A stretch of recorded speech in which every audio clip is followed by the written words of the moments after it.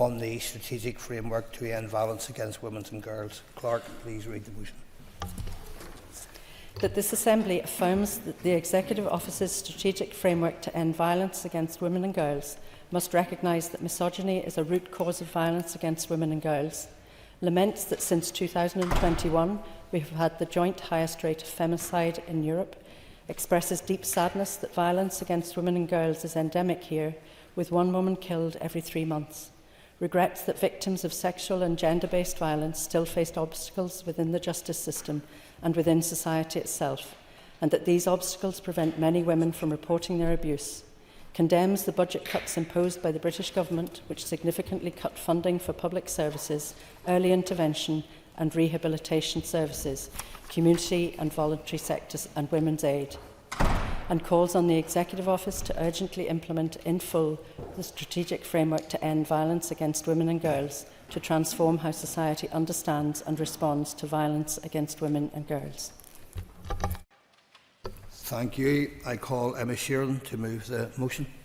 Goramagat, Glashkin Corlia, August Goramagat, Lishin Kate Eira, August Boelium Cogarges, Curlat, the role new, Tas Agatahian, Nadini, Islar, Olu, and Rajalas at Aganam Shaw. We're bringing this motion this afternoon. Right, if you could move the motion. Oh, Bronorm, can I move the motion? Is that me? Thank you. The Business Committee has agreed to allow up to 1 hour 30 minutes for this debate. The proposer of the motion will have 10 minutes to propose and 10 minutes to wind. As an amendment has been selected and is published on the marshalled list, the Business Committee has agreed that 15 minutes be added to the total time for the debate. Please open the debate on the motion.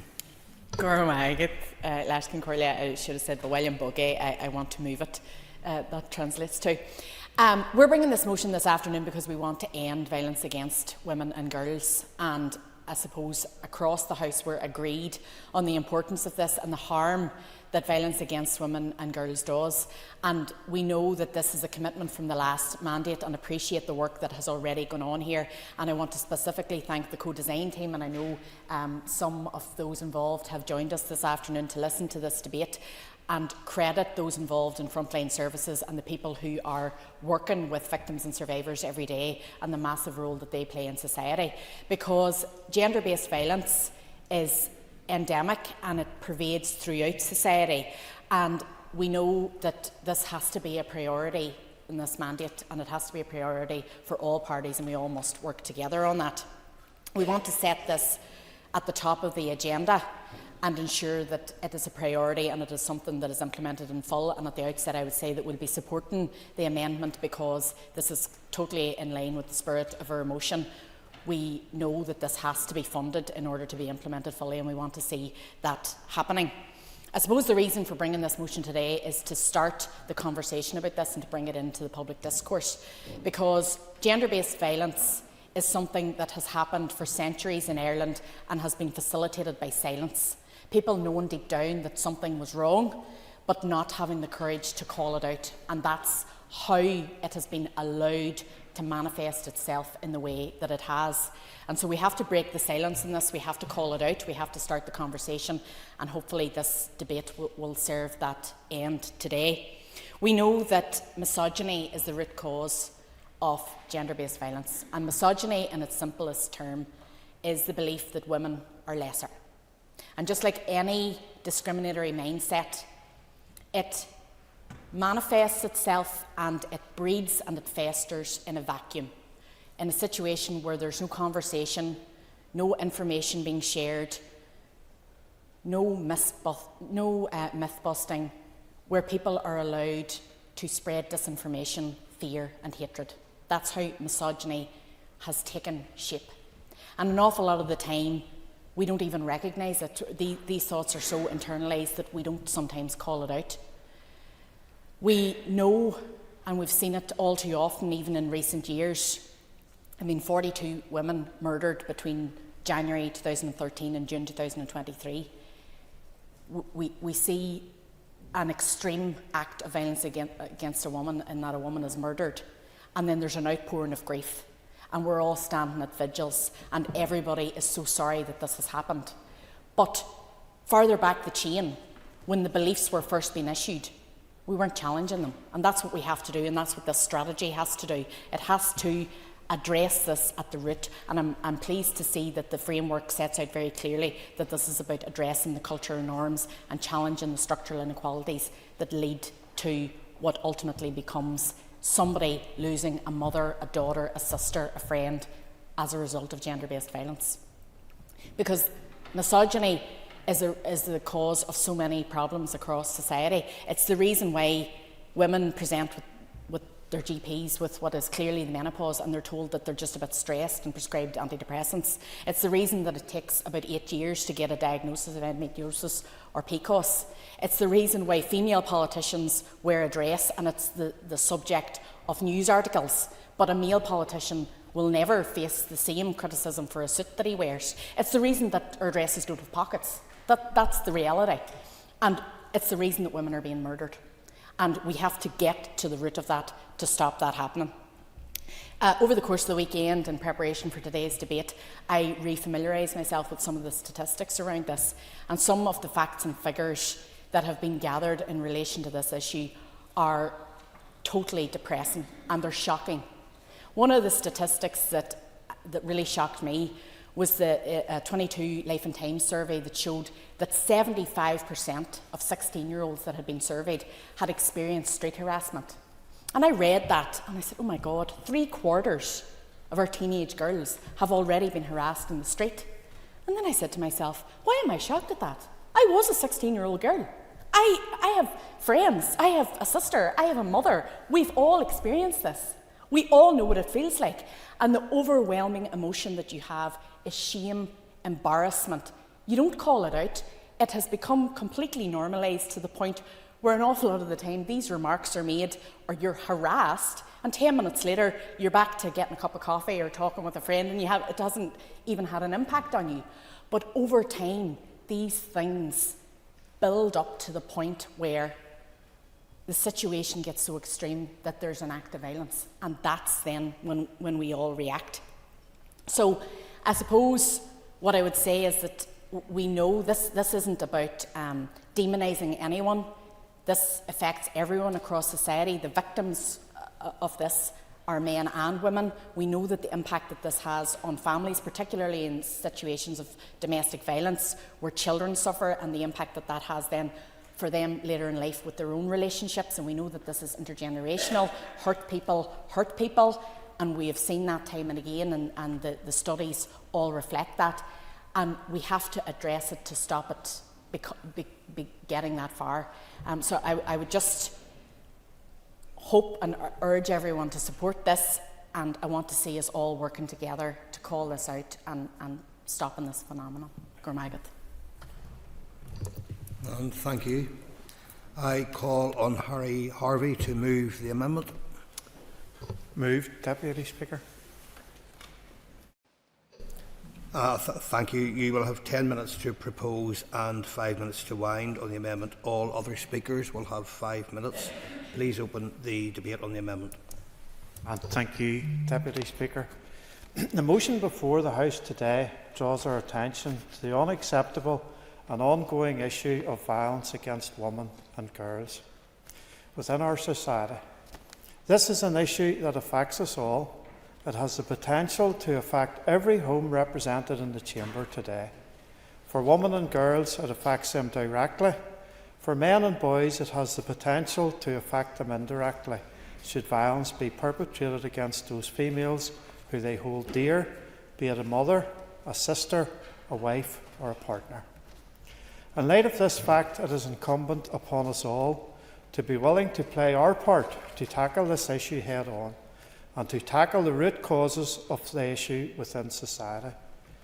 The need to address violence and the causes of violence against women and girls formed a core aspect of my party's Assembly election manifesto in 2022, and I am pleased that progress is being made across government, and particularly within the Executive Office, to spotlight it.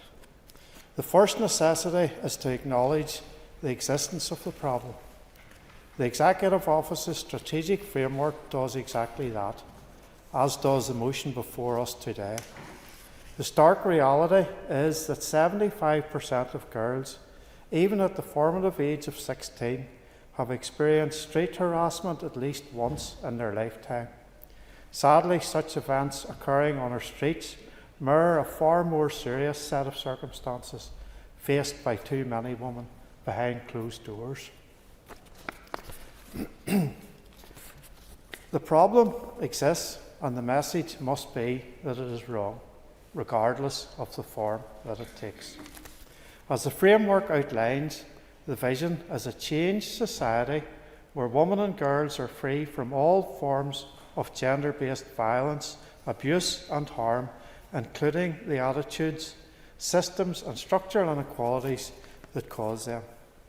This will be achieved through the aim of working together as partners across society in public, private and third sectors and within the community to prevent and eradicate all forms of violence against women and girls. Mr. Speaker, whilst it is right and proper to have such a document within government, it will be for every sector and every community to buy into its vision and seek to make it a reality. It will not be achieved by government alone, and I am encouraged with the willingness by the collaboration which has already been evidenced in seeking to address and tackle this issue. Co-design has been a vital aspect of developing the framework, bringing together expertise and experience from across government, the community and voluntary sectors, and lived experience. It is important to acknowledge the great work which has been done to support women and tackle the issue of violence against them over many years. Organisations such as Women's Aid have been on the cold face, dealing with the ugly realities and outworkings of misogyny and sexism within wider society.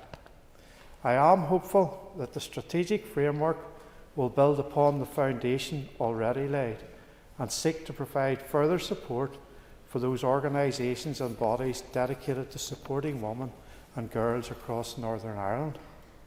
It is astonishing to think that by estimate, domestic and sexual abuse costs Northern Ireland in the region of 750 million to 1 billion. Not only is there a direct and often catastrophic human cost to the victims of such abuse, there's also financial cost as a result of the ongoing prevalence of this societal illness as well. Mr. Speaker, we must be clear by our actions, as well as our words, that our women are to be valued, respected and protected against a minority who would seek to do them harm, be it physically or emotionally. I look forward to seeing the practical outworkings of the strategic framework and to working collectively toward the eradication of violence against our women and girls. Thank you, Mr. Speaker. And thank you. Members, as I call Connie Egan, I want to point out that this is Connie Egan's first opportunity to speak as a private member. I would remind the House that it is the convention that a maiden speech is made without interruption. Thank you. Connie Egan. Thank you, Mr. Deputy Speaker. I'm honoured to stand here as an MLA for North Down and delighted to finally be able to make my maiden speech after getting elected in May 2022. I paid tribute to my predecessor, Rachel Woods, who was a dedicated representative for North Down, both as an MLA and a councillor on Ards and North Down Borough Council, where I enjoyed working alongside her.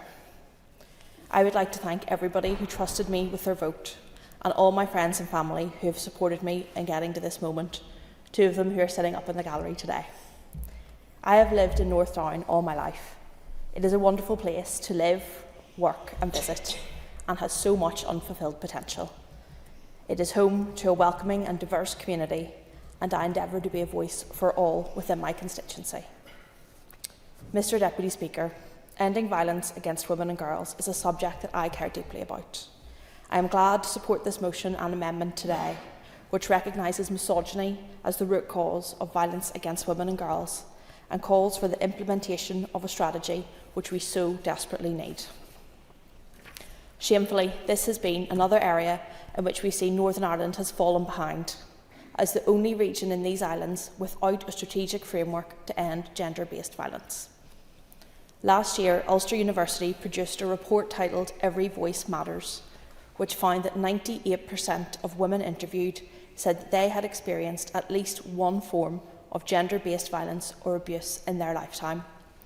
This is an absolutely harrowing statistic and reinforced the need for urgent action to seriously tackle this issue in our society. The strategy recognises the whole society approach that is needed to end violence against women and girls and tackle the root causes of it. In the last mandate, Justice Minister Naomi Long made much needed progress on this issue to protect victims, which included introducing a stalking offence, updating revenge porn laws, outlawed upskirting, downblousing and cyberflashing, and created a new offence of coercive control. Legislation is important, but violence against women and girls is not an issue that lies solely for our justice system to address. We need a whole society approach to tackle gender-based violence, which thrives in a society where misogyny and sexism go unchallenged. The executive departments need to work collectively to implement the action plan. This includes things like education programmes to empower young people with information on consent and healthy relationships, a housing system which recognises domestic violence as intimidation, and supporting organisations such as White Ribbon NI, who work in the community to prevent gender-based violence from even occurring. Last year, when we had no sitting executive or assembly, we saw one of the devastating consequences of siloed working between departments. We had the absolutely perverse situation where the Executive Office was consulting on an action plan and strategic framework to end violence against women and girls, yet at the same time, the Department of Health removed all core grant funding from Women's Aid Federation, a situation which was completely contradictory, failing those who had worked hard to co-produce and co-design the strategy and all the women that they support. We need to see not just commitment from all departments to tackle gender-based violence, but resources to fund the necessary programmes and interventions. It is unreasonable to move forward with the strategy and expect the community and voluntary sector, who already lead in Northern Ireland in responding to and tackling this issue, to deliver more if the resources and support from the Executive do not follow. Nexus, the organisation delivering the Domestic and Sexual Abuse Helpline, last year had to close their services for under-16s due to insufficient funding from the Executive. We are failing people by not fully funding these vital services. If I go back to my own constituency in North Down, we have a Women's Aid refuge which is run by a dedicated and compassionate team, but on a shoestring budget. There can be no doubt that this refuge has saved lives and rescued families, but the facilities fall short of others across these islands. A new and accessible one is urgently needed to meet the needs of all victims, survivors and their families. Mr. Speaker, I hope that the commitments we have seen so far across parties will continue within the Executive, with cross-departmental working and sufficient funding to implement all actions of the strategy. We have a real opportunity ahead of us to transform Northern Ireland. We can all play a part to tackle the root causes, support victims and survivors, and end violence against women and girls. Thank you. And thank you for that maiden speech. I call John Stewart. Deputy Speaker, and can I congratulate you on your role? I don't think I've been speaking since you've taken the chair. And can I congratulate the member for North Down on her maiden speech as well? Very well done. And also echo her words on Rachel Woods, who is a sad loss to this chamber, and I wish her well as well. Mr Deputy Speaker, I want to start by saying that the Ulster Unionist Party will be supporting the motion and the amendment laid down today. And thank everyone for bringing forward this important issue. It is one that really should have been tackled by now through a strategic framework. The process, as we know and has already been alluded to, is well advanced in terms of setting out that strategic framework. I chaired, Mr Deputy Speaker, the TO committee during the last mandate, and one of the last meetings of that meeting was evidence being sought from the Women's Research and Development Agency, and I commend them and the many thousands of people who completed the survey and the consultation to leading us to help formulate that strategic framework. There have been motions in 2017 and in 2021 in this House, and there was unanimity on all those occasions and on all the responses about how we go forward in tackling this. And the sad reality, Mr Deputy Speaker, is there had not been for the 5 years out of 7 of a political vacuum in this place, that not only do I believe we would have had a strategy in place, but that strategy would have been well advanced by now and would have been tackling this issue. But sadly, we are where we are. And if there's any positive that can be taken from not having that long overdue strategy in tackling gender-based violence, is that we can learn from models of best practice elsewhere what has worked badly and learn from that, but take on board what has worked well across these aisles and apply that to any strategy that we begin to roll out. We do owe that to our women and girls. In the absence, Mr Deputy Speaker, of any live strategy or strategic framework right now, I want to acknowledge the tireless and invaluable work of organisations such as the Women's Policy Group, CITHRA, Women's Aid, White Ribbon Project and the many other groups and organisations from across the country who dedicate their time to supporting women and girls, striving to end violence and raising awareness of the issues at all levels of our society. I also want to acknowledge the huge volume of work that has already been carried out by the Executive Office officials to date on this over many years. They have worked tirelessly in trying to resolve this issue and to try and put together a strategic framework, and have brought forward all of the responses that have been made to date. And I look forward, as I'm sure they do, to seeing this strategic framework in place. As I referred back to, Mr Deputy Speaker, back in March 2021, a similar motion was debated in this House, and there was unanimity in terms of the responses on that day. During that motion, many members discussed the key critical issues around the violence, harm and abuse that women and girls continue to face, and the need for a strategy to ensure we are protecting women and girls and eliminating gender-based violence here in Northern Ireland. That motion was discussed during the COVID pandemic.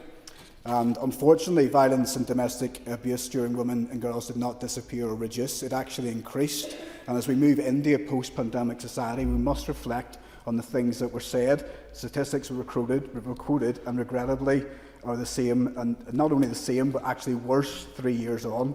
3 years on, we still have no strategy for violence against women and girls, and to end that, we have failed our women and girls. Between 2022 and 2023, the PSNI recorded 32,875 incidents of domestic violence here in Northern Ireland, an average of 1 every 16 minutes. Sadly, back in 2021, when this was last discussed, it was 1 every 17 minutes. And as we know, over 1/3 of those incidents are not reported or recorded, which makes it even worse. These statistics show how important it is to have the emotional support, counselling and referral support such as Women's Aid Foundation Northern Ireland, but they must be properly resourced and funded, as other members have already alluded to. Our party met with the Women's Aid Federation Northern Ireland back in September after they reached out with concerns that their local government funding was due to end in September last year. Since then, the Women's Aid have lost significant funding that helps support women and girls who have been victims of domestic abuse, harm and violence. Therefore, a consideration within the strategic framework must be to improve the support available to victims and ensure those support networks are adequately funded. We must start as we mean to go on and ensure that our youth and society are educated to be respectful towards one another. Educating our youth is necessary. From nursery school onwards, young people must be encouraged to respect, listen and accept that violence towards any person, regardless of gender, is totally unacceptable. Our society must be educated through awareness campaigns. There needs to be change in the long-established societal attitudes towards domestic and sexual violence until the statistics that reflect respect towards women and girls. Finally, Mr Speaker, I am encouraged that the Executive Office has said that this will be a cross-departmental strategy. It needs to straddle justice, including probation services, health, education and finance. To finish, I really hope that the strategic framework will be laid out as soon as possible, allowing us to tackle this hugely important issue. Thank you, Mr Deputy Speaker. Thank you. I call Sinead McLaughlin. Thank you, Mr Deputy Speaker. We have all been here before. Violence against women and girls is a crime, and it has become endemic in our society, in our homes and on our streets. This violence has been fuelled by a toxic legacy of our past and the deeply misogynistic culture in our society. It is violence that has gone unaddressed by government here, whether through sheer dysfunction, the inability to agree, or through the stop-start nature of our politics. I welcome the opportunity to once again be here and to be debating this issue. Yet I don't think anyone in this chamber disagrees with the implementing of this strategy. We are here, in essence, to put our agreement on the record. That is no bad thing, and I applaud the sponsors for bringing this forward and demonstrating the consensus that exists in this chamber. Yet this is too important an issue to debate in this chamber and satisfy ourselves that we have moved the needle. Today, I want to address a number of issues that this Assembly must address. The first issue is funding, and we've heard it around the chamber this morning. And we stand here and there's still uncertainty about the funding of the Ending Violence Against Women and Girls strategy. This is a strategy that has been painstakingly crafted, and I would like to pay tribute to the team that have done so, and I really want to commend the work of Claire Archibald and those that she has worked with. It had the voices of women right at the centre of its creation, and I know that in the final conclusion, we can hope for a financial package to accompany its implementation and the immediate action plan as well. But this Assembly must state unequivocally that a strategy without funding to go along with it is not worth the paper that it is printed on. And the women affected by this deserve so much more than that. We know that what we need to do to hold perpetrators to account and ensure that survivors have the support they need. But as the UN Women Executive Director has said, we must also do what we always do when we recognise the gravity of an issue. We must allocate serious resources to unlock financing across different sectors, to track budget allocations, to do more gender-responsive budgeting, and to resource the crucial efforts of women's rights organisations who are at the front line of response and are crucial partners for policy change. Of course, this actually goes much wider than simply funding. For me, this issue is about culture, and it's about our society, about the value we attach to women's lives. That culture is writ large by newspaper headlines about a femicide, and it is right that our reaction to each and every single one of those women is profoundly devastating. That we say each time that those women deserve to live and that their murders are unforgivable. But that same culture that drives our most extreme violence also happens around us each and every single day, in passing comments and a quiet acceptance of misogyny and sexism. It starts with phrases in schools like "boys will be boys" or jokes in workplaces. But we know these examples are part of a pyramid of escalating violence. This culture can only be addressed from the earliest possible days of a children's lives. Will the member give way? Yes, certainly. I thank the member for giving way. Just her topic there around the earliest days of children's lives. Would she agree with me that it is those years, specifically in secondary school, when we start to learn the importance of consent and boundaries? And would she agree with me that there is that dire need and importance for comprehensive and inclusive relationship and sexuality education for our young people? The member has an extra minute. Absolutely, and I thank the member for her intervention. Education is at the heart of this. RSE is at the heart of this. Consent and learning about consent is at the very heart of this strategy. Mr Deputy Speaker, I also know the frustration that some members of the public can have with strategies as well. Faced with urgent crisis and devastating need, the demands for a strategy can sometimes sound like pushing an issue into the long grass. I understand that instinct, even though I do have a view that a strategy is absolutely essential. But we do need to do much more in the immediate term, starting with supporting the services that do exist and the organisations who are doing incredible work. Organisations like Women's Aid and others who have lost core grant funding in the last year. That is not an inadequate level of funding, it is a cut. Plain and simple. I find it hard to quantify the scale of the impact of Women's Aid's work, and I don't think anyone here actually can. Through their practical frontline impact, the small investment made by Core Grant paid off many times over and over. When we are debating the very strategy to end violence against women and girls, it is absurd that we would rip money away from organisations like that. And it's absurd that we passed a budget bill last week that underpinned that cut to organisations like that. But will any minister now guarantee that funding? Otherwise, we have already said earlier, I worry that the commitment to the strategy and the consensus that we all showed today is a commitment in words only. Thank you. And thank you. I call Deirdre Hargey. Very much. And again, just to echo what everybody else has been saying, that this is a really important debate that we're having today, and I welcome within a few weeks of the Assembly getting up and running that this is one of the key items of discussion. And I think it's reflective of the change that we've obviously seen within our society, and particularly within the last couple of weeks as well. The very fact that the visible sign of change in our Executive Office is actually from First and Deputy First Minister to Junior Ministers are all headed by females. And of course we know that females make up more than 50% of our population. So why shouldn't that be reflected in this place, in our policies and our procedures, but also reflective of society as a whole? I think women and girls cannot be reduced, as it was said in the report, to a statistic, nor can they be reduced to a story that appears one day in the media and then it's gone the next. Indeed, the concerning figure that 90% of women and girls believe that sexism and misogyny is an issue. That should really be the headline, that 90% of over 50% of our population believe that sexism and misogyny in this day and age is still a key issue.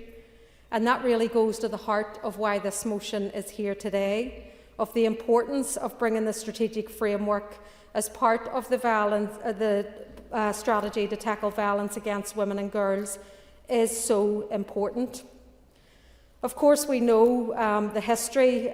We have seen and heard the statistics in terms of domestic abuse, in terms of misogyny, and indeed in terms of the long culture of mistreatment of women and girls by our society, going back decades and decades.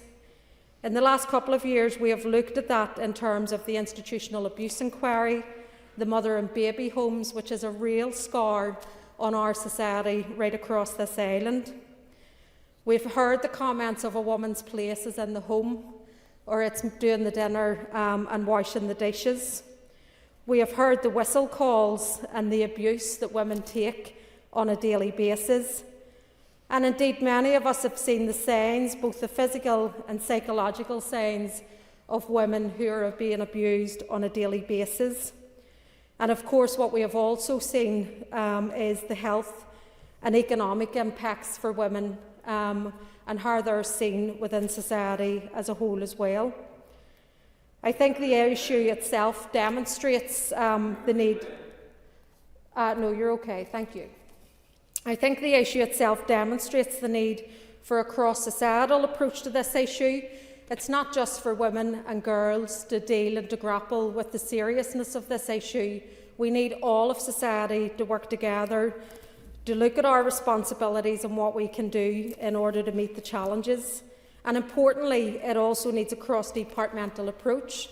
Whilst I know the Executive Office will really lift this strategy and drive it, it needs all of the other departments. We've heard about health, we've heard about education, about communities, and indeed about the economy as well. So it needs all of the ministers pulling together under the leadership of the Executive Office to really see the implementation being driven forward. And I think over the last couple of years there's been a lot of good work in co-designing some of this work with the women's sector, with women's organisations on the ground. And I think that work and that relationship definitely needs to continue in the time ahead. And I think overall it's what we say about society, that we do want a society that treats people equally, a society that is based on rights and enshrined within an international human rights setting, and indeed which embeds not just gender rights, but it embeds economic rights, educational rights, class rights, because all of these issues are interwoven. And again, the women's movement from the grassroots themselves would also say that. That's why they stand on the front line with other rights organisations who are trying to look at rights in their entirety.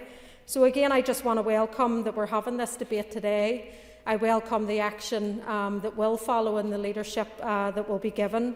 And I look forward to working with everyone across this chamber to ensure that we eradicate this scourge on our society once and for all. Thank you. I call Diane for size. Thank you, Mr Deputy Speaker, and I rise today to speak on the devastating impact of violence against women and girls. Across the United Kingdom, the police receive a domestic abuse call every 30 seconds. Yet it's estimated that less than 24% of domestic abuse crime is reported to the police. And most women do not call the police following the first time they are abused. They usually have been abused a significant number of times before they contact the police. Violence against women and girls in Northern Ireland is very real. As detailed in this motion, it is horrific that on average, every 3 months, a woman is murdered here. In this chamber, women are in the minority, representing just 1/3 of our members. Whilst this is an improvement in representation, the lack of female MLAs for so many years has meant that Northern Ireland has fallen behind on many important issues. We lack strategies on childcare, on women's health, and on violence against women and girls.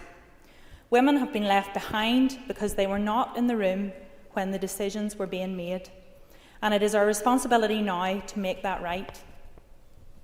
The lack of strategies and also laws to define domestic abuse offences as criminal has shaped behaviour in society, and the suite of new legislation brought in the previous mandate was much needed and has already had a significant impact in this area. The Justice Minister, the Justice Committee and all-party group on domestic and sexual violence all played important roles in this change, along with the many stakeholders which service those. And as the new chair of this all-party group, I am committed to supporting the delivery of more and look forward to working with the many members across this chamber who also are committed to working on this all-party group. The deep-rooted misogyny in society is a cause of this violence. The attitudes, behaviours and treatment of women need to change. From subtle comments to sexual harassment to stalking, upskirting, down-blousing, physical abuse, coercive control, where does it stop? For some of us, it means being the victims of online abuse and deep-fake harassment, a vicious weapon used to degrade and humiliate women. The escalation of these things often leads to violence and murder. I support this motion today for the urgent implementation of the strategic framework to end violence against women and girls. Every department in government has a role to play, from law-making and enforcement in justice, to healthcare and mental health support, to crisis homelessness for women who flee, to schools where child victims need support, and the rollout of Operation Encompass has already proved impactful on this. We need everyone on board. We need to change attitudes and educate society. I thank the co-design team and all involved in the hard work in bringing this so far to date. I also support the amendment to this motion and in that condemning the inadequate funding levels provided by the government for public services here. And it is critical that the strategy to end violence against women and girls is allocated sufficient funding, or it will become just another strategy on the shelf. And in allocating funding to this strategy, I also call for the priority to be supporting and sustaining the voluntary and community groups delivering these support services and shaping the policy on these matters. It was a travesty that Women's Aid Federation for Northern Ireland lost their core grant funding last year, as referenced by others, and funding them and restoring this money should be a priority within this strategy. Where expert services exist and already support women who are the victims of domestic abuse, we should be securing their existence with multi-year funding. We also need to remember the victims and keep their names and their stories to the fore. These were real women who were murdered. They were daughters, sisters, mothers, grandmothers, and very dear friends from right across Northern Ireland. Viciously murdered, mainly by people that they knew and trusted. They deserved better, and it is our responsibility to do better for them. We need to change attitudes in society. We need to be brought into line with the rest of the United Kingdom in this issue. We need to stop the count of dead women in Northern Ireland, and we need to work together to end violence against women and girls. Thank you. Thank you. I call Paula Bradshaw, Chair of the Committee for the Executive Office. Thank you, Deputy Speaker. I will make some initial remarks as Chair of the Executive Office Committee. As we know, initial work on the draft strategy followed an Assembly motion 3 years ago. During the previous mandate, the Committee heard about the initial steps to develop the strategy with co-design partners, and the public consultation on the outcome of that work concluded in October. This is all to ensure that actions are grounded in the collective experience and knowledge of those who deal with these issues daily.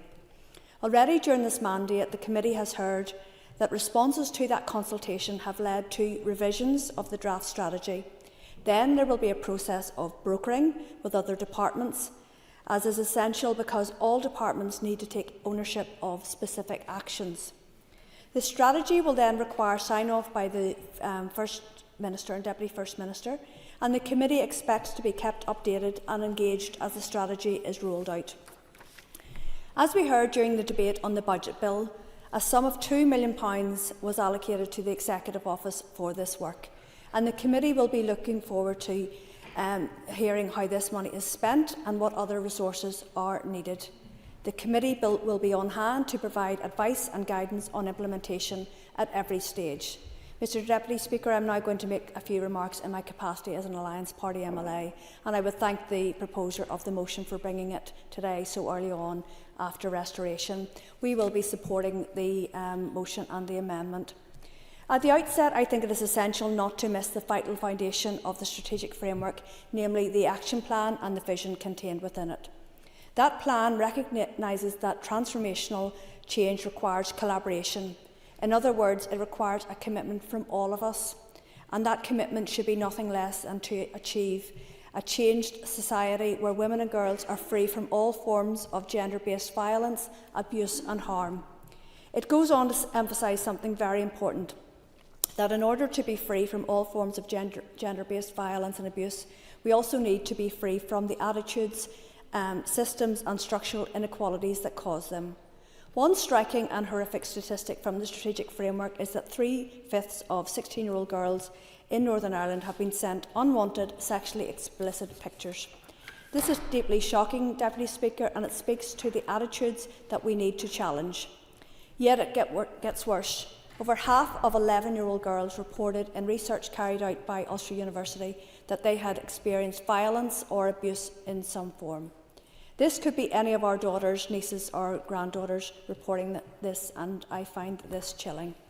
Listed as first 100-day decisions for the incoming First and Deputy First Minister are the approval of the Executive Office's response to the consultation on the strategic framework, approval of the budget for the action plan and approval of long-term implementation, and I look forward to an assurance that this will happen within that time frame.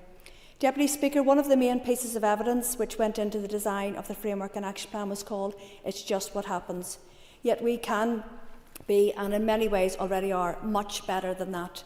The passage in the last mandate of the Domestic Abuse Safe Leave Act, the Protection from Stalking Act and Domestic Abuse and Civil Proceedings Act brought Northern Ireland into line and in many ways put it ahead of neighbouring jurisdictions in terms of legislative interventions to protect women and girls from violence, abuse and unwanted attention, while also supporting victims. Clearly, I'm proud of the leadership my colleague Naomi Long, the now returned Minister of Justice, showed in this, but I think it does show how we can bring forward laws that this Assembly is capable of that and which can bring about greater good. So going forward, what we do need now urgently is an obvious remaining area, that of violence against women and girls. And let us be clear that our task is not to tackle violence against women and girls, but to end it. We have heard and will no doubt hear many compelling contributions in this chamber today, and I would commend my colleague Connie Egan for her hard work as my party spokesperson on this topic and congratulate her on her maiden speech. I would also like to thank Women's Aid, White Ribbon NI, Nexus, the Rainbow Project and many others for their ongoing contributions on this issue. What we need now is concrete action from this Assembly. what we need is to commit ourselves to ensuring that women and girls feeling safe everywhere is something that just happens. Thank you. Thank you. Call Linda Dillon. Thank you. This is a difficult topic to speak to because it is so real for so many women and girls every day of their lives, and it causes untold damage and transgenerational trauma. We have a responsibility in this chamber to show leadership on the issue of violence against women and girls. There can be no level of tolerance of misogyny or abusive behaviour in our society, and this will require a cultural change that will take many years and cannot be seen as a judicial problem alone, because this alone cannot address the cultural change that is required. It begins in our homes, in our schools, our sporting organisations, our clubs, and every one of us must be part of the solution. In order to change the culture, we need a reset in our education system. Our young people, our young women, our young girls, our young boys need to know what a healthy relationship looks like. They need to know what is acceptable and unacceptable behaviour. We need age-appropriate sex education. One of the most valuable programmes I think was rolled out in recent years was the NSPCC Let's Talk Pants. And I, as a mother at the time of a young child, wouldn't have had the knowledge of how to have that conversation in an appropriate and age-appropriate way, but that was on the radio and that taught me how to do that. And I believe that that is extremely valuable because that had the potential to protect my child. And I think that everybody should have that conversation with their children. This needs to be done in conjunction with organisations such as NSPCC and Women's Aid, organisations that fully understand the impact but also understand how to do this in the right way, at the right time, by the right people. Unfortunately, some children are as young as small babies when they are first abused, so we cannot wait until they are teenagers. We cannot wait till they are in secondary school. We need to be having these conversations at a very, very young age. Silence and shame is what a perpetrator relies on. It is what shields them and allows them to carry out their horrific acts. I listened to Amanda Brown talk about her guilt at not speaking out sooner, thinking that her silence would protect her family. This is what silence does. It makes the victim think that somehow it is their fault. I think of women like Kiva Morgan in North Belfast and Katrina Rainey in Knocklochram, murdered in front of their children.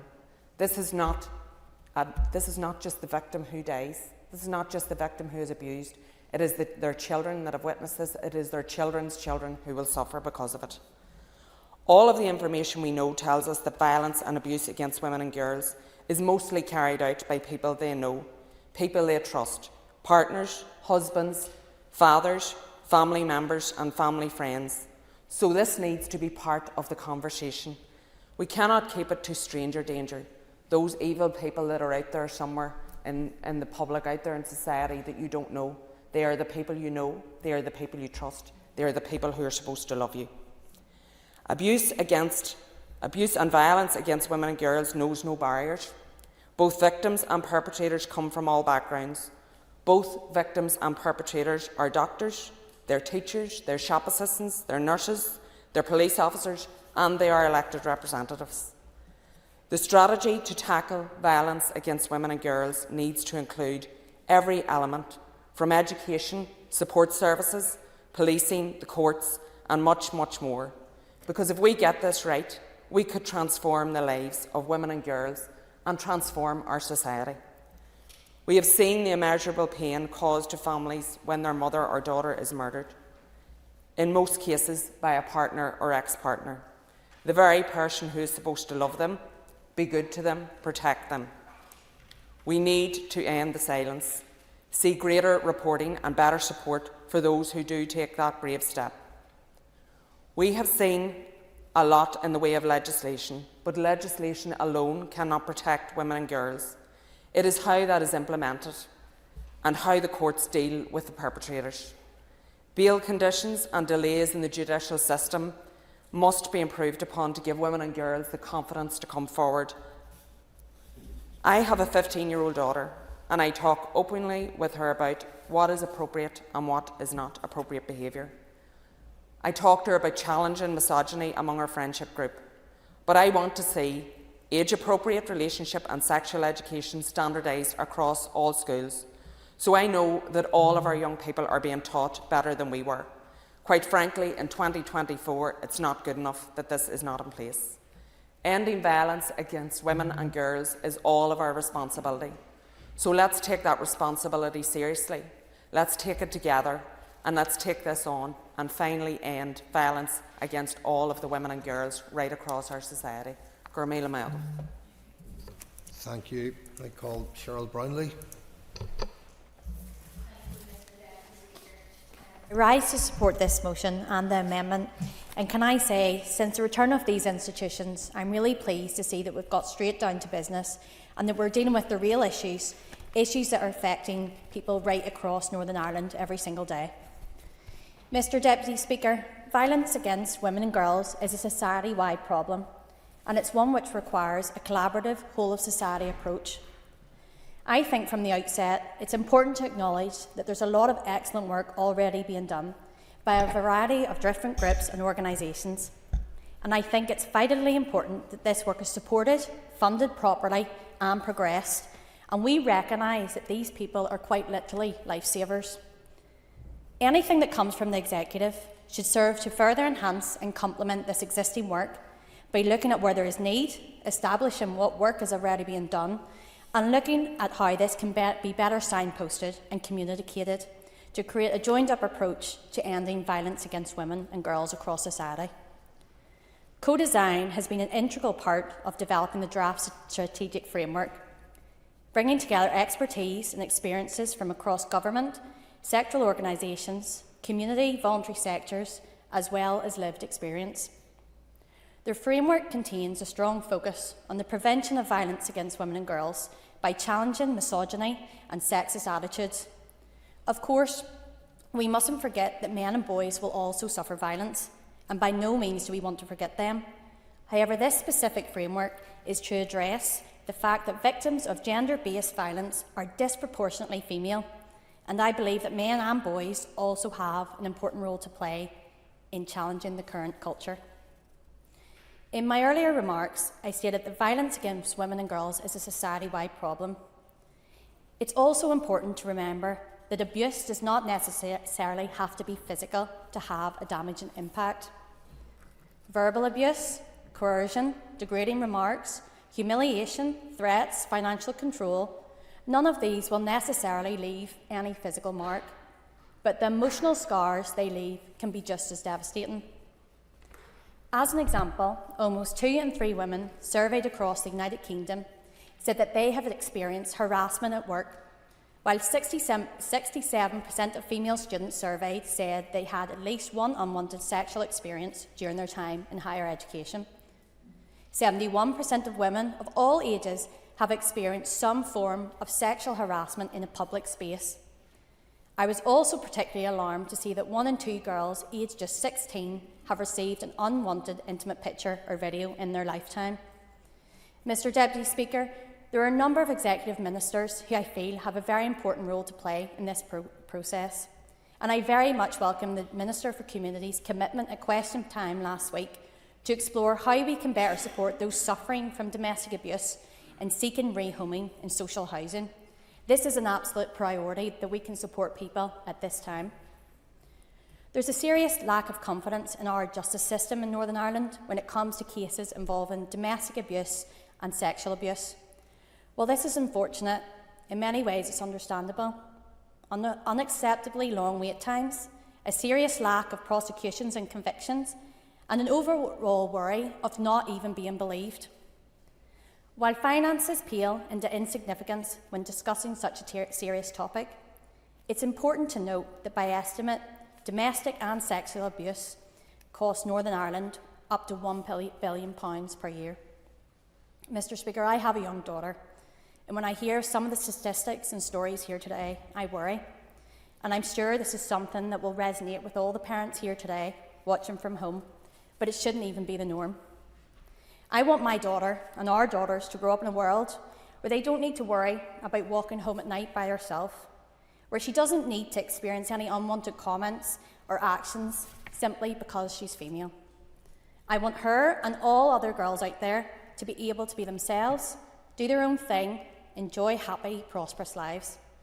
I absolutely join in the calls from the Executive to implement this much-needed framework, and I will finish with the same sentiment that I finished my main speech on the childcare debate last week with. We must do more. Thank you. Thank you. Call Saoirse Eastwood. Thank you, Mr. Deputy Speaker. I was going to say I welcome the opportunity to discuss this, but, I really don't. I think it was the member for Mid-Ulster, Linda Dillon, who just spoke so incredibly and really said the thing out loud that matters to me today in this debate in this chamber and for the people right across the North listening.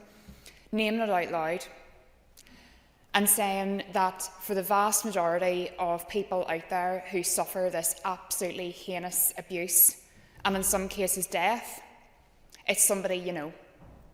And I'm looking across the chamber today, and we've all said worthy things, and everyone has spoken amazingly. But I want to make this real, and I want to make this impactful. And I could point at every single woman in this chamber right now and remember things that have been said about them in the media, and the huge outcry at the time, and then absolutely nothing that was done after it. We find ourselves in a truly shameful position here in Northern Ireland. Violence against women and girls is a systemic and ingrained issue. And one thing that I find has been a theme throughout the comments is that vow of silence. We live in an incredibly conservative culture still in Northern Ireland. And I remember once years ago in one of my old jobs having a talk about training. And someone said, there are 20 people in the room, and someone said, one in whatever figure is going to be an abuser. And everyone looked around the room to find the abuser. And guess what? They don't come with abuser written across their head, do they? No. They're people that we love. They're people that we respect. They're people that society respects.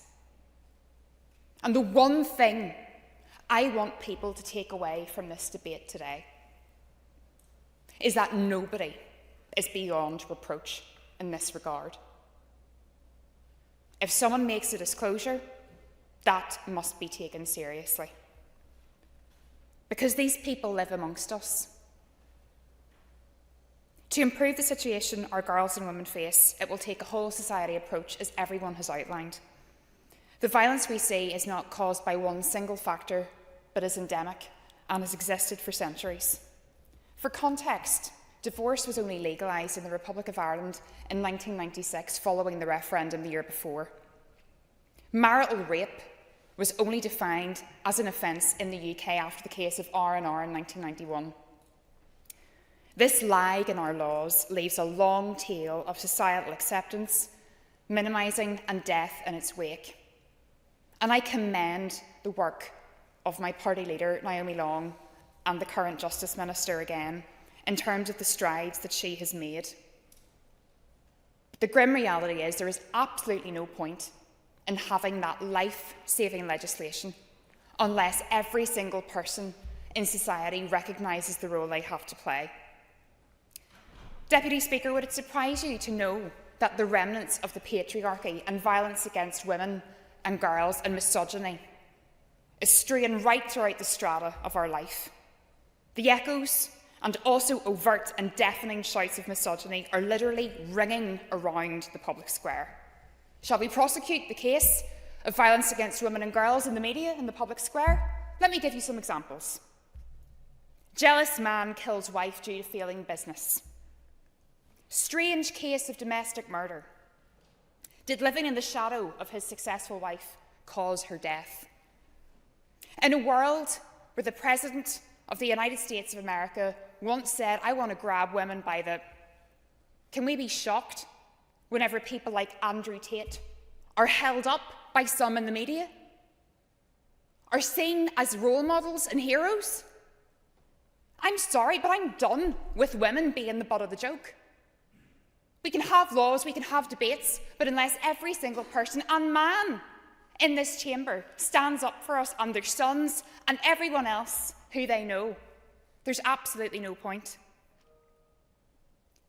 One thing that's crucial is the mention of finance and budgeting. And indeed, a number of members have raised issues. And I do believe strongly that some of the areas that we lag behind in our society are because women were not in the room. And we intend to be in every room. And we will end violence against women and girls. Thank you, Deputy Speaker. Thank you. I call Cara Hunter. Thank you, Mr Deputy Speaker. And it's regrettable that we're here today talking about this, but I think it's greatly important. And we know that our society has a deep-rooted problem with misogyny and violence against women and girls.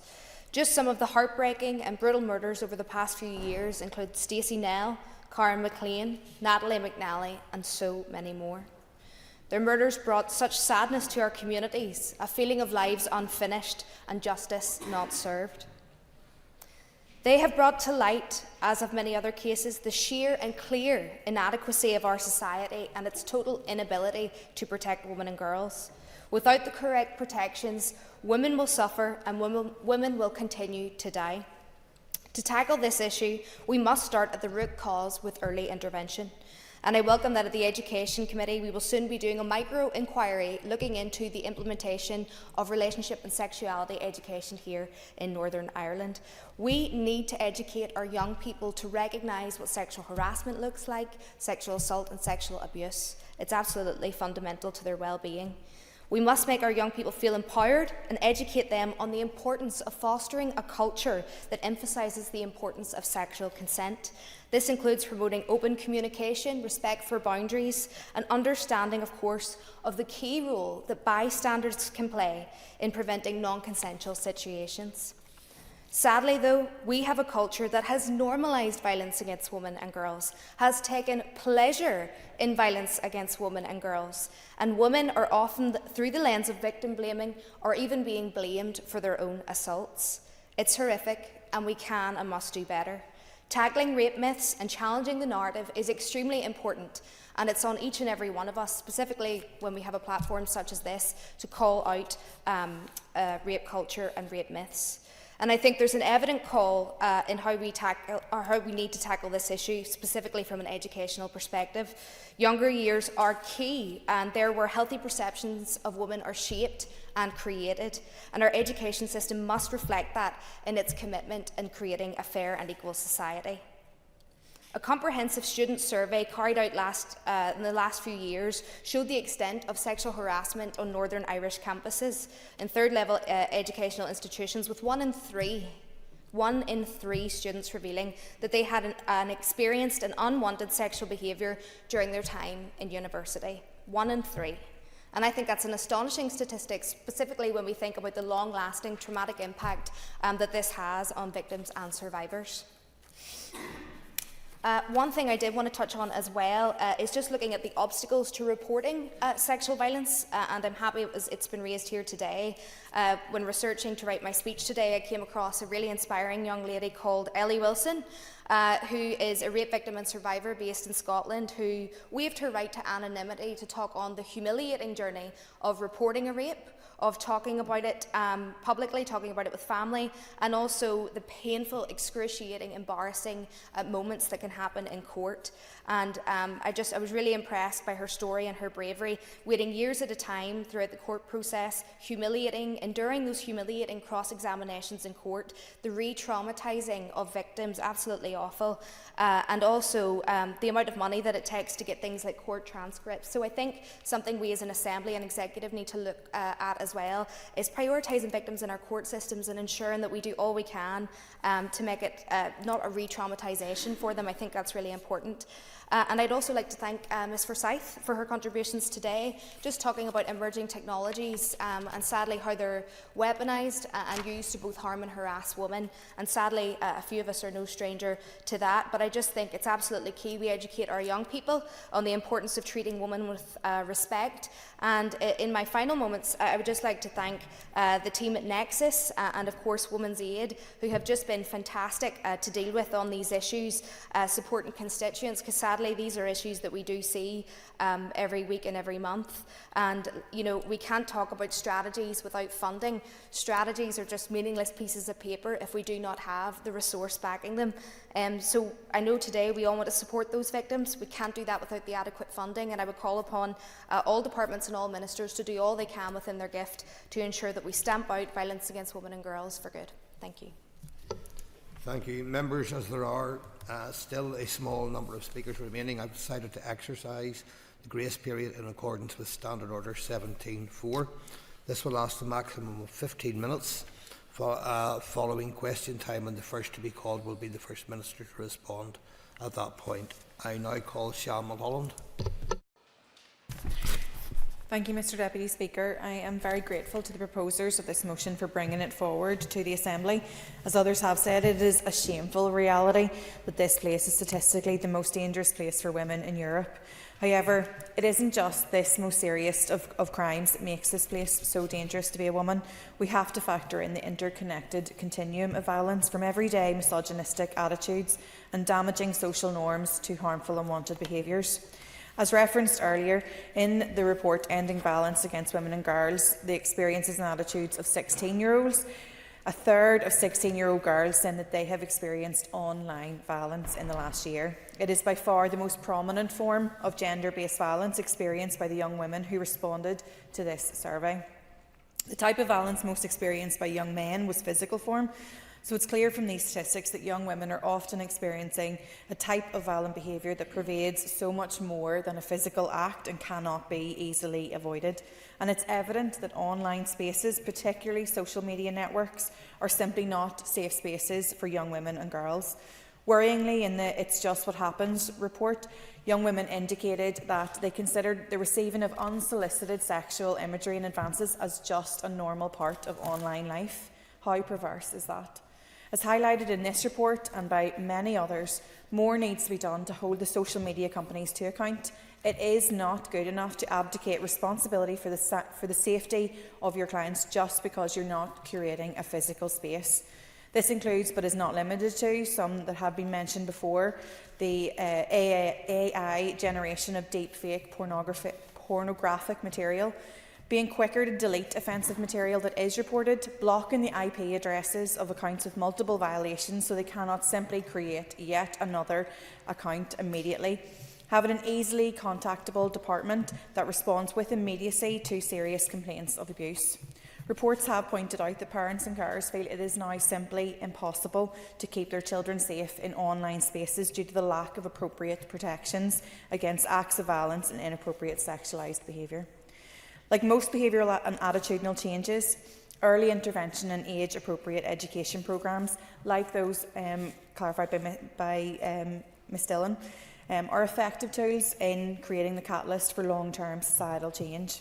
7 in 10 young female respondents demonstrated their commitment to combating sexism by being willing to intervene when their peers made sexual or sexist jokes. 69%. That significantly outstrips the 30% of young male respondents who expressed a similar inclination.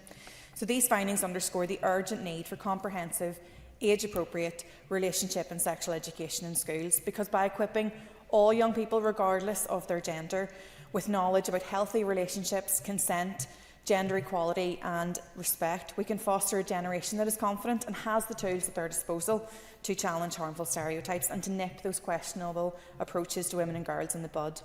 It is clear that this is not just a women's problem, this is a societal problem, and boys and men need to be included in the solution. The key aspects for this strategic framework delivery to be effective is that it must be cross-departmental, multidisciplinary and involve stakeholders from the statutory, private and voluntary sectors. We've also seen initiatives such as the Ask for Angela nightclub that nightclubs and bars have signed up to, the Hospitality Ulster signing up to the Women's Night Safety Charter, something I championed within the arts sector, These and other societal approaches to protecting women in social spaces, challenging dangerous norms and ultimately preventing violence against women and girls are so important. To conclude, Mr Speaker, this is an issue that impacts women and girls in every aspect of their lives, and it's imperative that central to every strategy is a desire and cooperation to work in a joined-up approach. If we are to make this place safer for all women, we will create a society that is safer for all. I believe we need to address attitudinal change from an early age. We need tangible outcomes. We need targets that are experience-led and intersectional, and we need to deliver it all with the utmost urgency, because women are paying the price with their lives.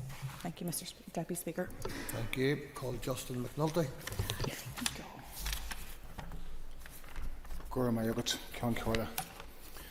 I rise to wholeheartedly support this motion today. The levels of violence against women and girls in the North are terrifying. Reading the motion is disturbing. As I speak, women and girls are suffering, living in fear, living in terror in their own homes.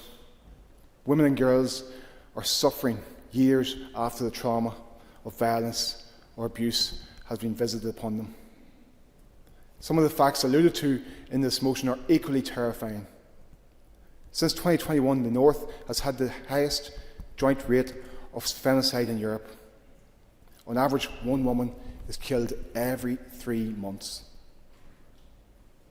Research conducted by the University of Ulster found that 98% of women have experienced at least one form of violence or abuse in their lifetime. Of the 540 women surveyed by Ulster University, 7 out of 10 of them had experienced some form of violence or abuse within the last 12 months. 29% from strangers and 23% from romantic partners, and 19% from a friend or acquaintance. Harrowingly, 26% reported that this violence or abuse had occurred in their own homes. Only 1 in 3 of those surveyed by the University of Ulster felt able to speak up about or report the incident.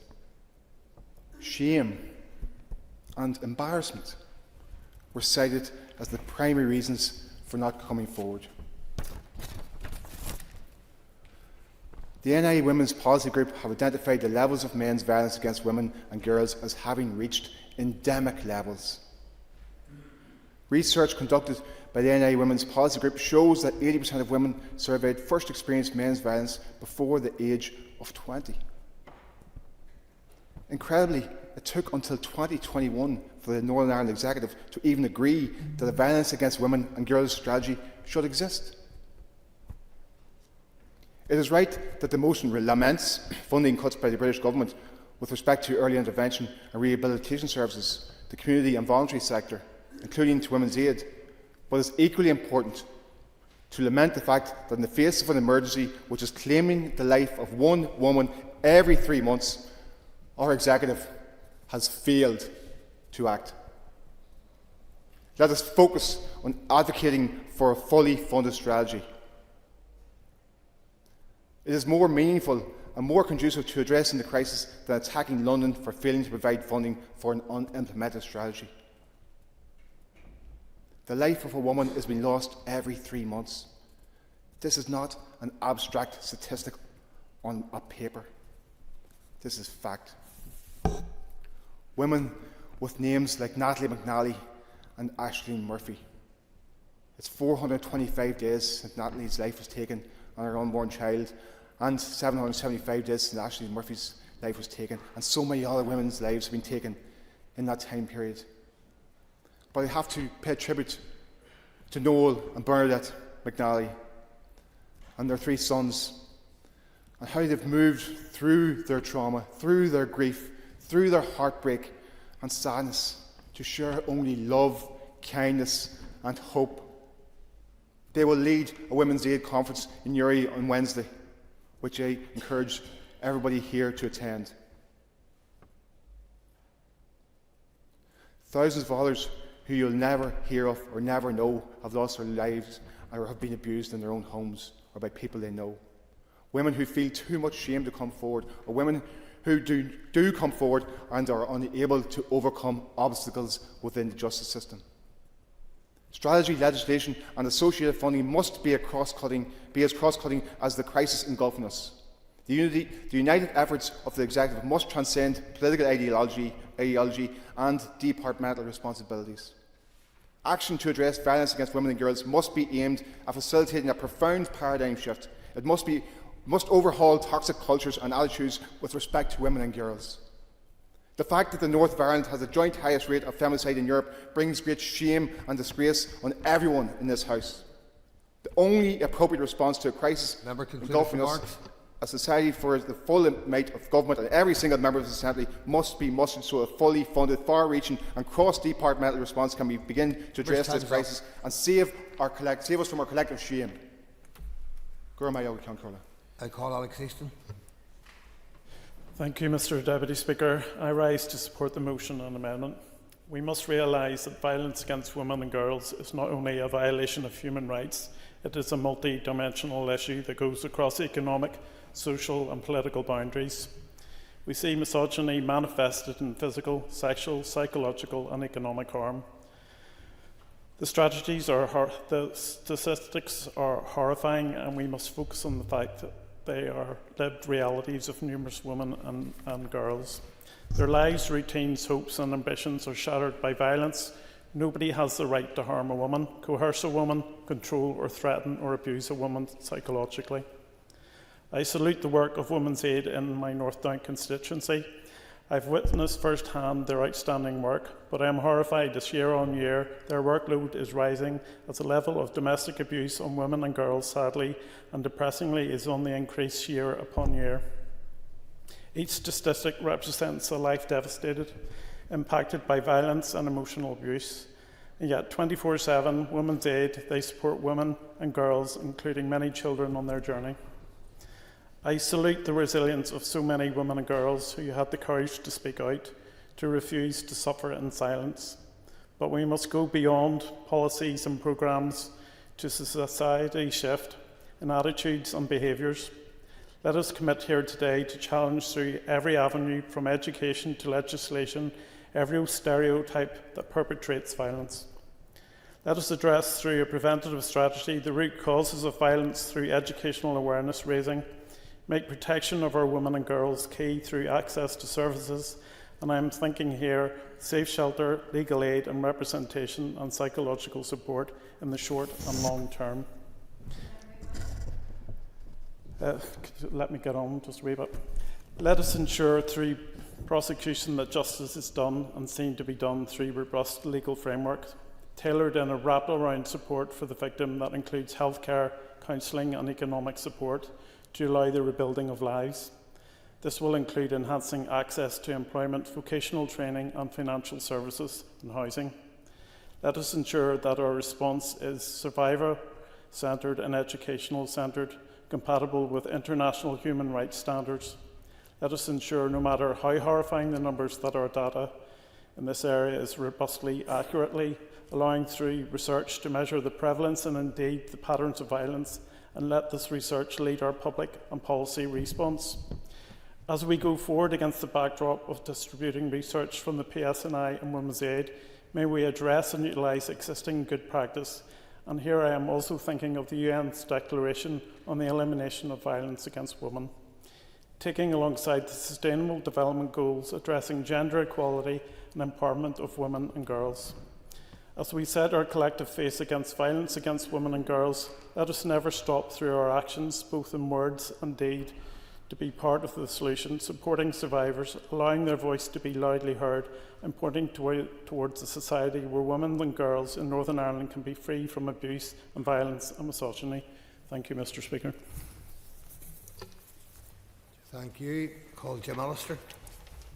Mr Speaker, this has been an important and indisputably necessary debate in which a number of significant and essential things have been said, both in the motion, particularly in regard to femicide, and in many of the speeches.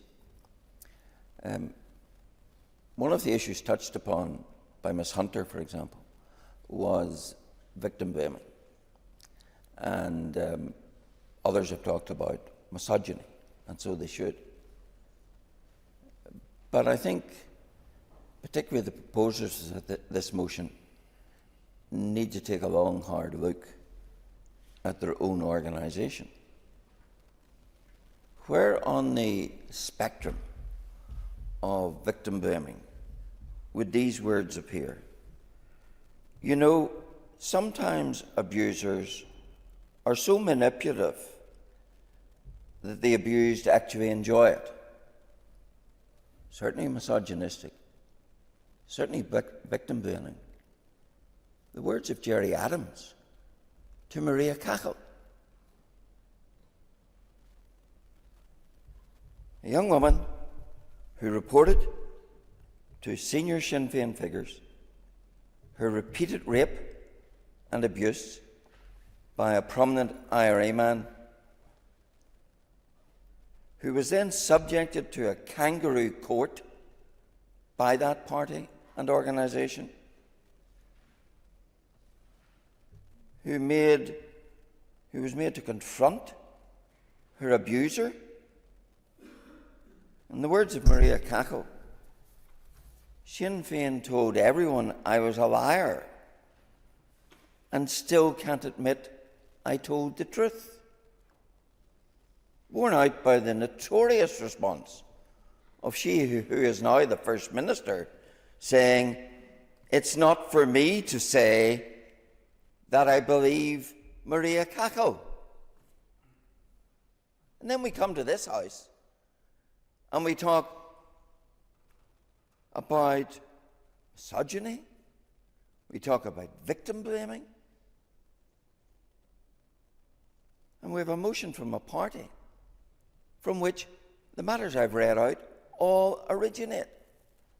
So I think the hypocrisy of that is something that needs to be addressed. Now, it's quite clear that these are difficult issues. I've seen these issues probably from a side that other members of this House hasn't, through the courts. And yes, it's necessary to protect witnesses, and it's necessary to hedge around all the assistance that there is. But at the end of the day, our system is a criminal justice system, if justice is to be attained. And this criminal justice system requires the rights not just of the victim, which are very, very important, but also of others. And cross-examination is something which cannot be dispensed with in a criminal jurisdiction. So it's easy to talk about we have to do more, but I think we have to set it in the context of realising that there are certain restricting realities, particularly when you're dealing with the criminal justice system. Yes, let's make it as easy, let's make it as straightforward as we can, but we cannot contradict the fundamentals of the proof system and the justice system. The final thing I wanted to say about this debate was, in this motion, we should talk about condemning budget cuts imposed by the British government. Sorry, these are now the cuts of the Sinn Féin finance minister. Since we adopted the budget, this is now the budgetary approach of this executive. So it's time to own up to that. It's time to face that. And if something's to be done about it, the responsibility now lies with those who are promoting this motion. And let's see if the budget cuts continue. Or are they now going to be in perpetuity, blamed on someone else? You have to man up. You have to own up to what is now your own budgetary situation. Thank you.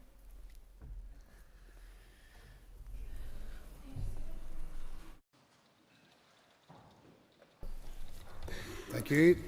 Members, if you could take your ease for a moment or two before question time begins at 2 p.m.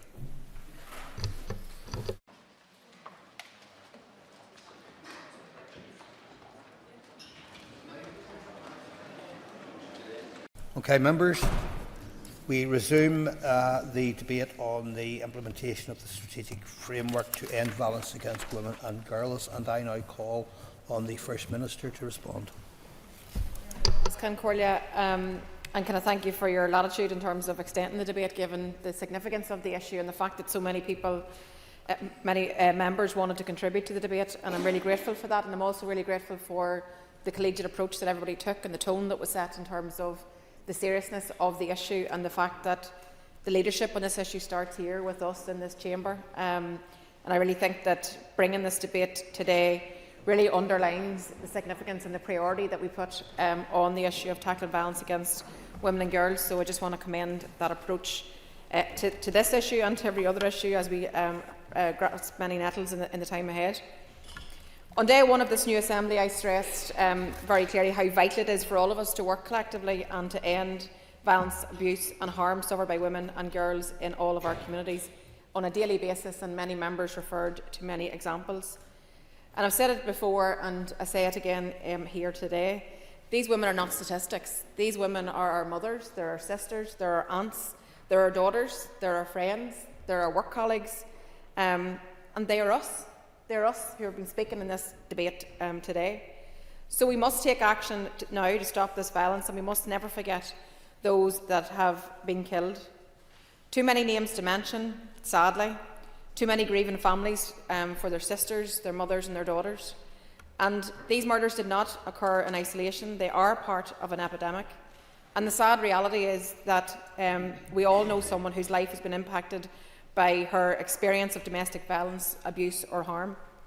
Women all have their own stories to tell, their own experience of behaviour that makes them feel uncomfortable or makes them feel anxious every single day. Challenging violence against women and girls is not a new problem, but dealing with it does require a whole-of-society approach which everybody recognises. One of the very first actions of this executive must be to introduce a new strategic framework and the associated action plan, and many members did refer to the need for action. That work's now being finalised, and I look forward to coming back to the Chamber to talk about it in more detail. People and organisations from right across our communities have helped to shape this framework, and I had the pleasure of meeting some of those people very briefly in the last number of weeks, and they absolutely have reflected their different backgrounds, their different perspectives, and also the need of those who have experienced gender-based violence. In particular, we want to pay tribute to the support that's been provided by the community, voluntary and statutory sector organisations. They have been carrying out this vital work in the most difficult circumstances, and as many have been impacted by recent budget cuts, as we know. So this remains a very challenging situation, but we are committed to securing a fair and just financial settlement to deliver public services which allow ministers to begin to deliver on the vision of this strategy, which is to end violence against women and girls. And I look forward to continuing to engage with our executive colleagues in relation to the funding for Women's Aid Federation and other delivery partners who have worked so hard in this area and do so on a daily basis. The extent and the variety of good work being done is clear, but so is the fact that obstacles remain to reporting abuse and getting the help that is so sorely needed. We need to end the silence around violence against women and girls, and together we must all collectively say enough is enough. Barriers persist in the justice system and our society which prevent women and girls from access and support. To overcome these challenges, the strategic framework is clear on the outcomes that must be achieved. And core to this is the delivery of the domestic and sexual abuse strategy and a real commitment to enhance joined-up working across departments and with our community partners. Our justice system must be one in which victims, survivors and the public can have confidence, knowing that offenders will be held to account. High quality and accessible services must be available to every woman and every girl who needs them. And then much more than this, prevention is key. And many members referred to the root causes, and we have to get right down into the nub of this. For children and adults of every age, we need to work towards changed attitudes and behaviours. Everyone needs to understand that violence against women and girls, what it is, and help to prevent it. Women and girls have to feel safe and be safe everywhere, in all places where they live, where they work, where they learn, where they socialise. We will only end violence against women and girls if men and boys are part of the solution. Everyone should be equipped and empowered to enjoy healthy, respectful relationships. Delivery will require commitment from every corner of this executive and indeed every corner of our society. We want women and girls throughout our community to know that we have their backs. that we are looking out for them. It has to be that whole of society effort, and partnership working is key. That's partnering with education, sport and workplaces and service providers, with young people and communities. We will work to develop campaigns to influence and change attitudes and behaviours for the whole of society. And just as importantly, we will work to support partners to develop training packages to equip people to do the right thing. Partnering with employers and businesses, trade unions, we will ensure that there are good policies and tools to protect women and girls wherever they are. Partnering with our colleagues in other departments, we intend to remove barriers to support that make life harder for women and girls rather than helping them. But this framework is just the beginning. So now our focus is on finalising the strategy, on taking forward actions in a coordinated and a joined-up manner, with the goal of making a real difference to people's lives, as everyone understands what violence against women and girls is and plays an active role in preventing it in every sphere of life. We know this is an urgent issue. We know that we must take action, and we will be asking this Assembly for your support in the time ahead as we bring forward the action plan.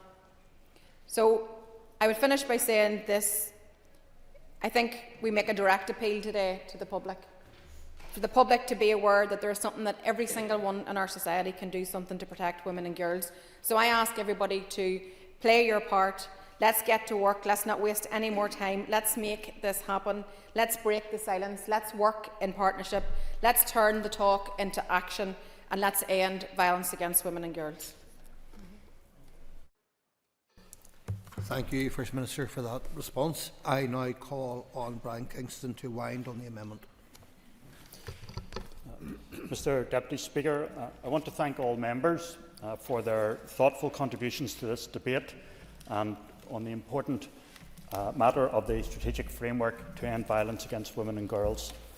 The purpose of our amendment is to highlight the need for the Executive Office and other departments to prioritise funding for the delivery of programmes contained in the associated action plan, and to clarify the need for Government at Westminster to address the current inadequate funding of Northern Ireland below our level of need, so that essential programmes such as this can be adequately funded.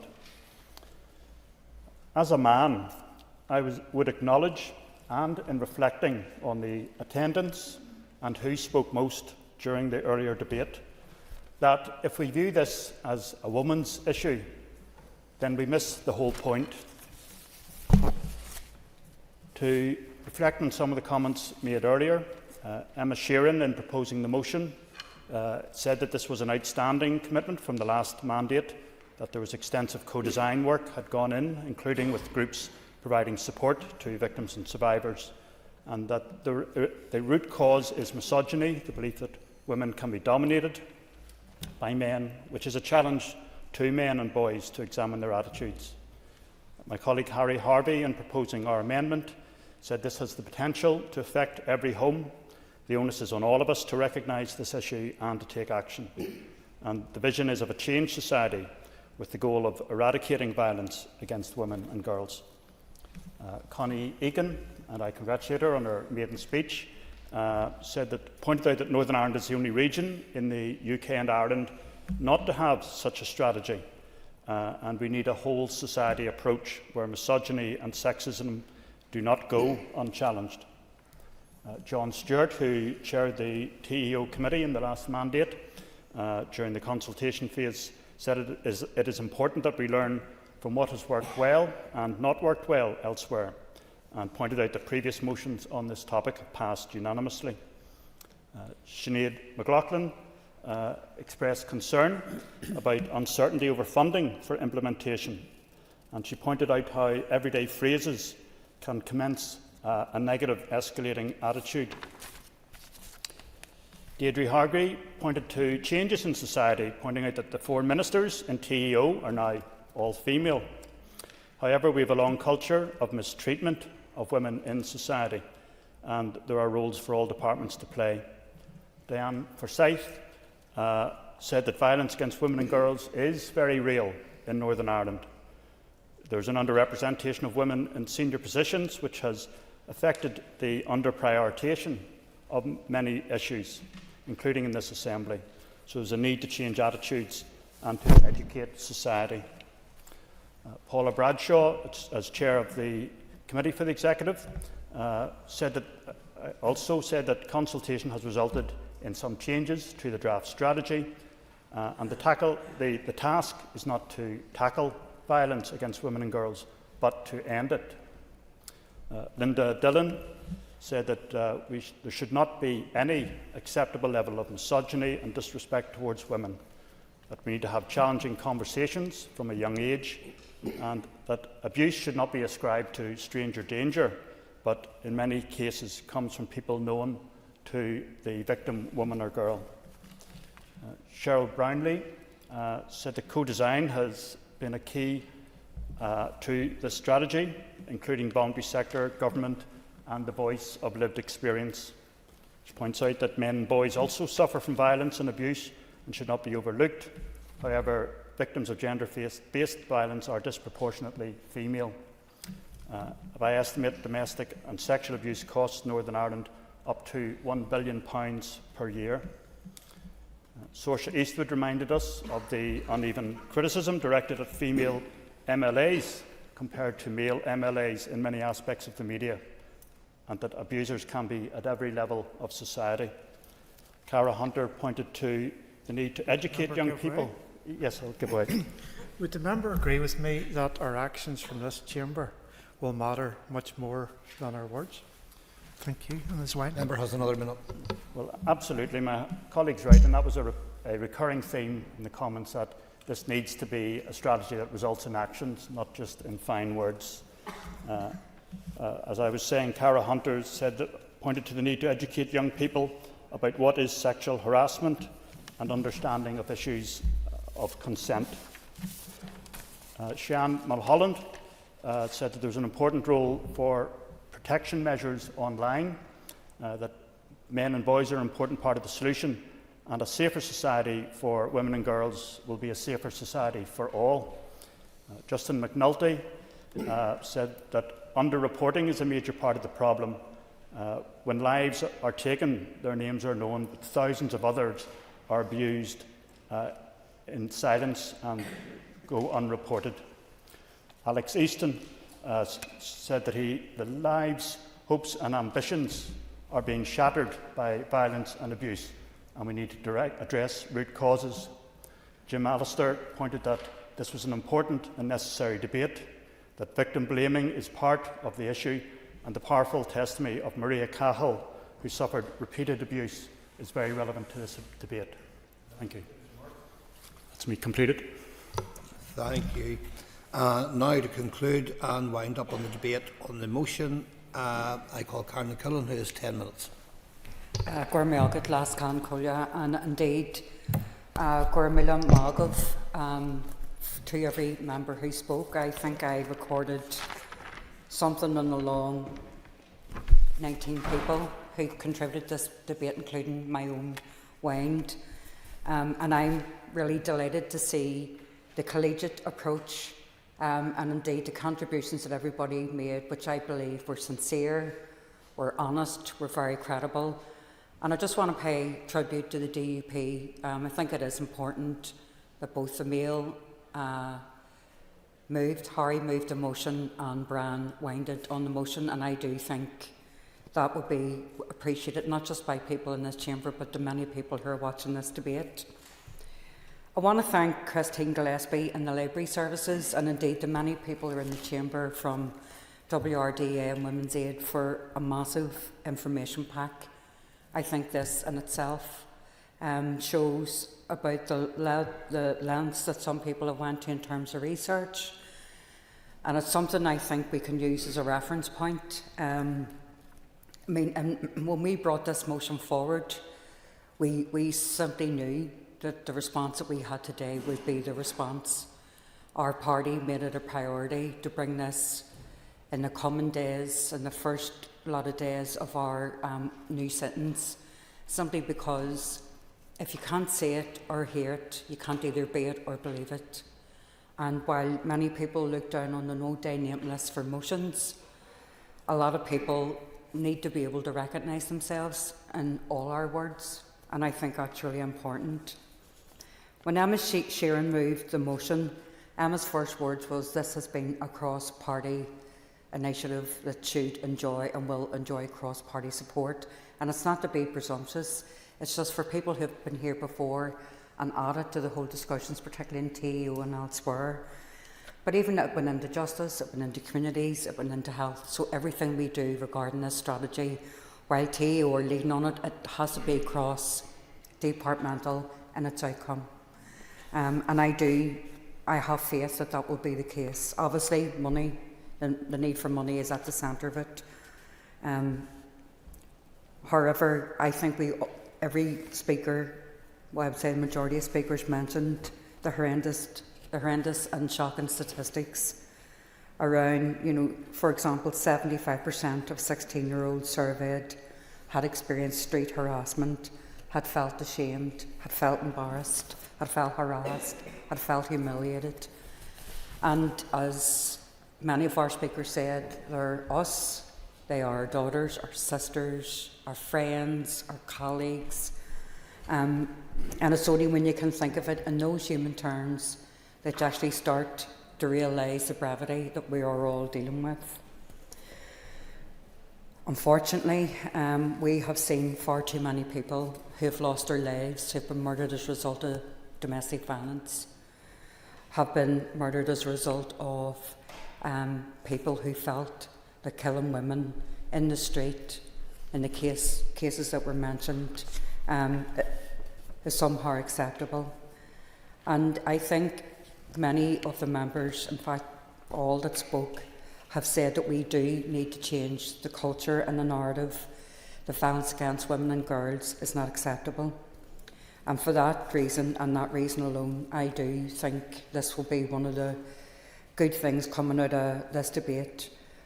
Not that we need reminded, but for people who are watching us and listening to us, it will be good for them to hear how collegiate and how sincere we all are around this. I just want to say one wee thing, and it's not to be pernickety, but I would really love us to change the term maiden speech. I just think it's archaic. It's like something out of a Charles Dickens film, movie, book, whatever. I think we should refer to it as first speech. Connie made hers. I met her mummy in the canteen, so there's 2 generations of women listening to this. But let's hope we have a 3rd generation of women coming here and we can maybe drop that term. Because while it's not sexist, there's men here making their maiden speeches as well. I just think it's crazy biscuits, to be fair. Anyway, domestic violence, and indeed all the organisations who are trying to help people at their most vulnerable, their funding was cut or removed. And many people, including Michelle, the First Minister, spoke about the need around women's aid. In fact, most speakers, contributors did. And that in itself should go to the vulnerability of people who are trying to help people when they need it most, at their time of most need. And that needs to be something that we need to look at as a priority. I also want to mention other women's organisations out there that I personally worked with throughout COVID and after, the women's centres, who took huge personal risks going into people's homes, trying to help them, working with the PSNI, working with courts, going to courts with them, and being there for them throughout that journey when no one else was. I think we need to mention those women as well. And I want to take this opportunity to mention in particular the Falls Women's Centre and the Grace Family Centre as well, both in North and West Belfast. And I know each of us have many other examples where we do that. But women who've retired are actually, being a preventing service when people need it most. And I think that's really admirable. I also think in terms of the point that both many people, but particularly Deirdre, Hargy, Sinead McLaughlin and Sorkin mentioned about the toxicity around the debate around ending violence against women and girls, and particularly around, Sorkin made this point in particular, when you finished your wine, Bran, and you said, and Harry, your intervention was around, it's how we behave in this chamber.